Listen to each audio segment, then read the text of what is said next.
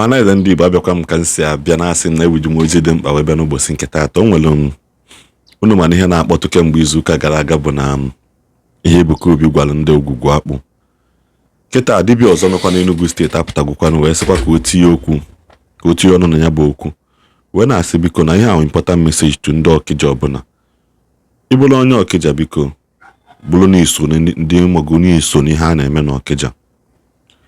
Unu kaba arụ ka unu mara onye ji afọ ogwugwu akpụ na tupu ama ihe ọzọ a na-eme.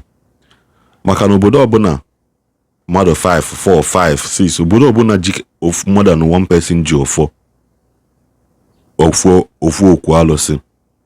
Onye apụtasị gị na onye nwa ji ofu, onye apụtasị gị na onye waya batago na nya bụ ihe. Ndị Okija achọrọ m ka unu take this message very serious. Share ya ka onye ọbụla nọ n'Okija wee fụ ihe nwanne anyị nwoke anụ nwanne. Maka na unu gbakwa nkịtị na mmiri a elikwa onye ukwu lie ma onye nta. Mana nke kachasị mkpa bikonu aka ọbụla sị gị na ya nwaji ogwugwu akpụ na ị na-eje n'Okija na-emekwa nkara mmadụ jide gị ụgwọ na-eme nke a eme nta na-eme imo. Bikonu obodo ọbụla iji asị gị na onye abụ onye ji ofu onye abụ onye ji ofu gbabakwa. They don't have anything to offer you rather na ha chọrọ ịnara gị nke iji eji. Mana achọrọ m kwunne n'ihe ozi nwanne ya nwoke zijiela ndị Okija ka ha hie asaa n'anya regarding ihe na-eme n'Okija maka very soon Okija ugwu a na-akwanye ha na-anazi ana. Mana nene vidio biko ka iche kwado nene vidio kabarụ subscribe like ya post anyị share ya ka onye ọzọ soro gị n'afọkwa ihe n'afọ mgbawazie mbọ nwezi ihe ọzọ na-echaza nwezi ihe ọzọ ịchọ ekwu tile anyị ya na comment section ngwa nene vidio. Ọhaneze ekene m ọhaneze ọmụ bụ Chief Dr. Eze Fero one of Isiagu alụsị ndị obele agụ mana omenka a na-afụ n'anya. Ekene m Igbo bụ Igbo kene nwoke kene nwanyị si nke onye chikwa ya zere ya. Ihe nji wee pụta n'etiti ehihie a wee na-ekwu okwu a sị na okenye ada nọ ego a na-amụ n'ọgbịrị. Ihe mụ bụ Dr. Eze Fero one of Isiagu ji wee na-ekwu okwu a maka because of ihe m na-afụ na social media because of ndị Okija. Nwanne ajụ ndị Okija okenye adịzikwa na be unu, ndị ichie anọzikwa na be unu because of ihe na-emegasị na be unu ka m ji wee na-ekwu okwu today. The way unu si eme alụsị Okija abụghị ozi ka esi efe ogwugwu akpụ Okija. Omenala adịrọzi ebe ahụ maka na iwe ozi aka ji ọfọ amara ozi aka ji ọfọ na Okija. Why? Nwe na-ekwu okwu a na-asị ndị Okija ndị okenye anọzikwa na Okija ụdịrị ihe dị otu a ji emegasịrị. Onye ọbụla bụzi aka ji ọfọ na Okija ogwugwu akpụ Okija. Nwe si alụsị ahụ ọdịzikwa ile maka na ọ bụrụ na alụsị nọ niile ọ ga-egbugo mmadụ ebe ahụ. Ogwugwu akpụ Okija ekwesịgo ibido na-egbufe one by one because alụsị ọbụla na-enwe aka ji ọfọ na ya. Onye ọbụla na-adịrọ nsọ, onye ọbụla na-akwụ aka ya na-akwụla ọtọ anaghị eje na alụsị. Ije na alụsị dị ile ogbuo gị maka na once ị na-eme ihe asịsị emene na alụsị ga-egbukwe gị. Advice m na-enye unu today neluo na anya n'ụlọ alụsị ọbụla nwere aka ji ọfọ na ya. Ọ dawa ha na nke onye ọbụla bụ aka ji ọfọ ọ wayo ka ọ bụzi ịma na-edupụ ego people. Ihe mụ bụ Eze Fero one of Isiagu ji ekwu okwu a today because afụgasịrị m ihe na-etrend che na social media. Ndị pastọ na-ekwu okwu na ya, ndị many people na-ekwu okwu na ya based on alụsị gbuo mmadụ ọkwa ihe a eje tiwe na social media. Ọ bụrụ omenala ihe niile abụrụ ihe a na-atinye na fon. Ọ bụgodị na alụsị gburu mmadụ ndị arụsị gburu onye nke ya ga-emewu nsuso alụsị ahụ mmebe ihe dị na ya alụsị ga-egosi ke na onye wagburu onye a and ọ bụghị ihe a ga-eme bịa tinyewu ya na net a na-ebugheri ozu ndị mmadụ for what?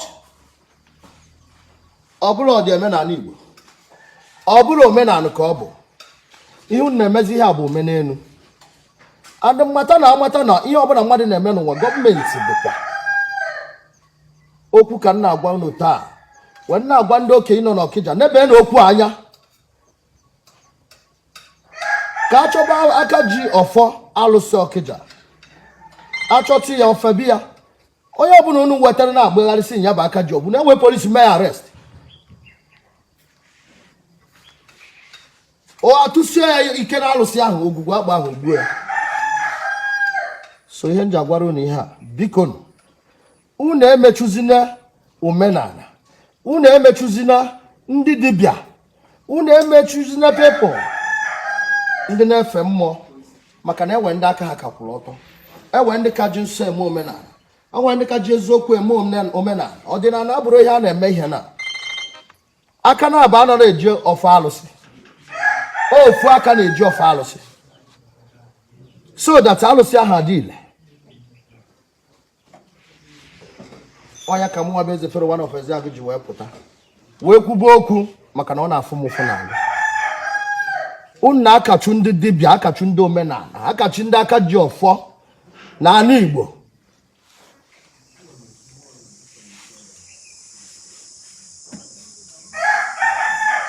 Unu ga-ejiri nwayọ, unu ya ejikwara nwayọ maka na inwe ewego people onweghị onye na-adị happy ka atụọ mmadụ alụsị ka alụsị gbuo mmadụ. Onye ọbụla na-eme omenala na-efe mmụọ na-atụ alụsị, nọmba 1 bụ na ọ bụgodị na-enweta complain na be gị, ihe ebugodị ụzọ kpọba onye ahụ maka na anaghị na n'ọnụ ofu onye were ebe ikpe. Onye weta complain ya ọbịa bịa zala ọnụ ya, ọ bụzi na ọ sị na ọ ya na-azala ọnụ ya mgbe ahụ mgbe enwere ike imebezi ya tụba mmadụ alụsị. Ada alụsị gbuo mmadụ ọ bụrụ ya na-eje egosi na net, ọ bụrụ oji eme a na-ebugheri ozu ndị mmadụ, ọ dị very bad. Unu emezikwana ya. Ndị okenye nọ n'Ọkịja na-ebekwa ihe anya, ndị ọdịnala Igbo na-ebekwa ihe anya. And okwu nwere ịgwa ndị Ọkịja tata, unu na-eme omenala na be unu gbaba na afa chọba onye ji aka ji ọfọ ogwugwu akpa Ọkịja. Onye ọbụla bụ aka ji ọfọ, onye ọbụla bụ aka ji ọfọ, onye ọbụla wee shrine ọ sị na onye bụ aka ji ọfọ ogwugwu akpụ. Ọ naghịkwa eme, ọ ga-etinye unu na nsogbu. Unu ga na-enwecha problem na be unu. Ọ bụrụ na be anyị na-Isiagu ihe gbasara alụsị ma mmadụ ọsị ya nọ na Lagos, alụsị ahụ ga-emeketa onye ahụ ihe, ọsọ ya nọrọ obodo oyibo, the person anata skọmbọọlụ dị alụsị, obodo niile amalụ na onye bụ aka ji ọfọ alụsị ya, and onye ahụ ya enwe nsọ wee iwu.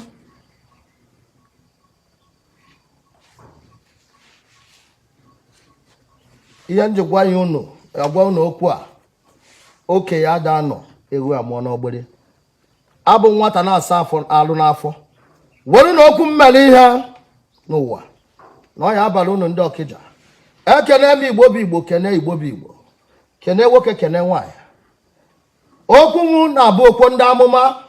Mụnwa bụ eze fere one of Isiagu na-ekene onye ọbụla si na ọ ga-adịrị onye ọbụla na mma nke onye na-emekwe ya jisi ike na ya, mana kwụwa aka ọtọ na ya ihe ọbụla ị na-eme n'ụwa.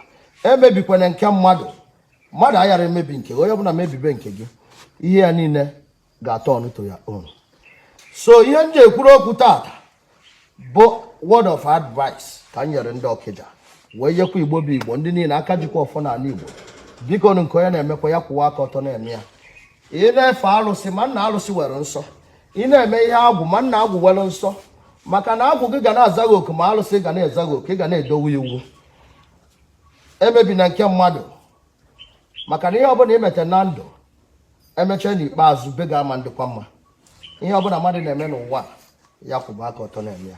Ekene m Igbo bụ Igbo, wee kene general ebe ọbụla ị nọkwa na watch nwa bụ eze fere one of Isiagu nọ na Nigeria in outside country ebe ọbụla ị nọ na hospital nọ na nga asị m na chi na-emere m ihe ga-abịa zọpụta gị and meghere ụzọ ihe na-eme ya na-aga udo ya adị na ndụ unu ọ bịara egbu unu ga-egbu onwe ya Igbo bụ Igbo jisikwe n'ike ihe ọma ka ga-eme n'ala Igbo ihe ọma ga-eme n'ala Igbo onye ọbụla na-ekworo ga-emechekwete udo ga-adị ọya bara ama m na-echago vidiyo na-ịghọta ihe ị na-ene na na-elekikwa na na-elekiri ozi nwanne anyị nwoke ezi eziokwu na nwanne anyị nwoke ahụ ị na-afụkwa vidiyo ebe ahụ na-emekwa ụmụ ihe dị ya mana asị usoro okwu ọnụ m eso na omume m onye ọbụla kwuru ihe dị mkpa regardless of onye ọbụla ọ bụ na m eweta vidiyo ya ebe a kwuwe ya ka o si dị mma kwuwe ya ka onye ọbụla soro ghọta fụkwana ihe na-emenụ because at the end of the day na agbacha ọsọ